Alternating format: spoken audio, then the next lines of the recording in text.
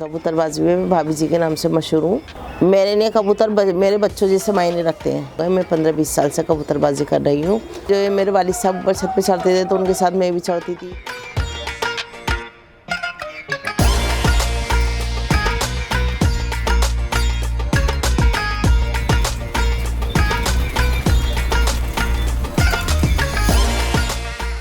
मुझे बचपन से इसका शौक़ था, तो फिर मेरी शादी हुई तो मेरे शौहर भी कबूतरबाज थे। तो अब ये काम पे जाते थे तो क्या नाम है, मुझे ही इनका दाना पानी करना पड़ता था। कबूतरों से मुझे ज़्यादा मोहब्बत होने लगी और फिर मैंने इनको उड़ाने लगी। उड़ाते उड़ाते फिर मैं रेसिंग भी करने लगी। इनके साथ रेसिंग करती हूँ मैं, दौड़ाने में मुझे बहुत मज़ा आता है। जो शौकीन लोग होते हैं, देखते हैं कबूतरबाज, बहुत तारीफ़ करते हैं शौक़ की। जैसे ड्राई फ्रूट वगैरह हम बहुत देते हैं इनको। हम उनको क्रूस खिलाते हैं। क्रूस खिलाने के बाद उनको क्रूस पे मक्का, चना दाना, बाजरा वगैरह, गेहूँ वगैरह सब हम देते हैं। तिल, अलसी, सरसों।